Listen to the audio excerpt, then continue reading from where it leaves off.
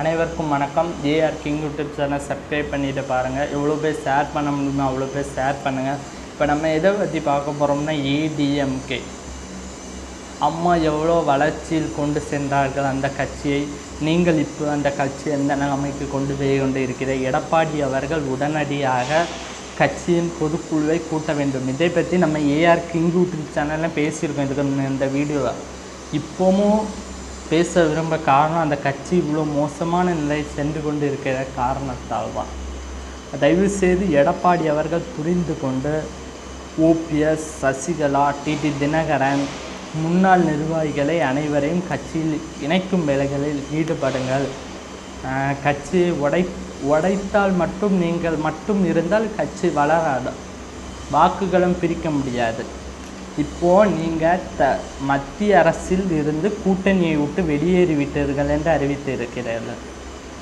கூட்டணி திமுகவுடன் தான் பாஜக ரகசிய கூட்டணி வைத்து இருக்கிறது என்று நேற்றுக்கு எடப்பாடி பழனிசாமி அவர்கள் பேசியிருக்கீங்க. அதுக்கு நான் கடும் கண்டனத்தை பதிவு செய்கிறேன். அது ஏன்னா நீங்கள் மத்திய அரசை பார்த்து விமர்சிக்க மாட்டீங்க. ஜெயா நியூஸ் உங்கள் நியூஸ் தானே? ஜே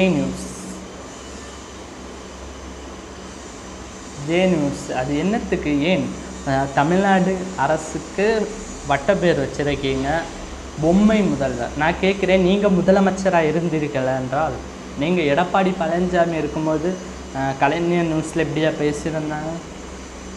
டம்மி முதல்வர், எதுக்கு இருக்காருன்னே தெரியாமல் முதல்வர்.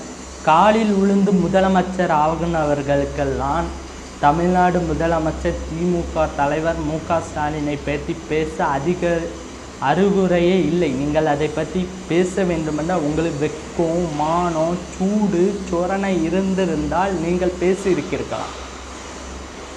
அதே தான் உங்கள் நியூஸில் பொம்மை முதல்வர்னு பேசுகிறீங்களே. ஏன் கேட்குறேன், மத்திய அரசை டம்மி பிரதமர்னு பேச வேண்டியது தானே? நான் கேட்குறேன், ஏன் தமிழ்நாடு அரசை மட்டும் ஜே நியூஸில் நீங்கள் இவ்வளோ அதிகமாக பேசுகிறீங்க?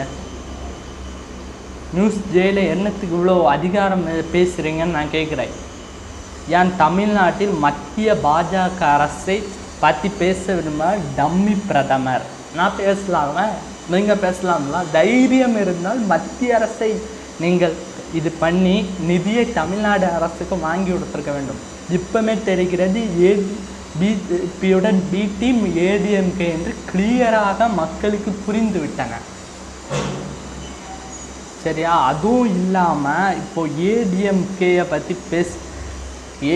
பற்றி நான் பேசவே கூடாது. அந்த கட்சி ஒரு வளர்ச்சி பாதையில் செல்ல வேண்டும் என்றால் தான் நான் ஏஆர் கிங் யூடியூப் சேனல் நான் பேசியிருந்தேன்.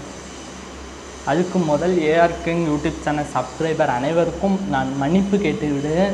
ஏடிஎம்கே பற்றி இனிமே நான் ஏஆர் கிங் யூடியூப் சேனலில் பேச மாட்டேன், சரிங்களா? ஆனால் இவ்வளோ மோசமான நிலையில் மற்ற திமுக அரசை விமர்சிக்க ஏடிஎம்கே தகுதி இல்லை.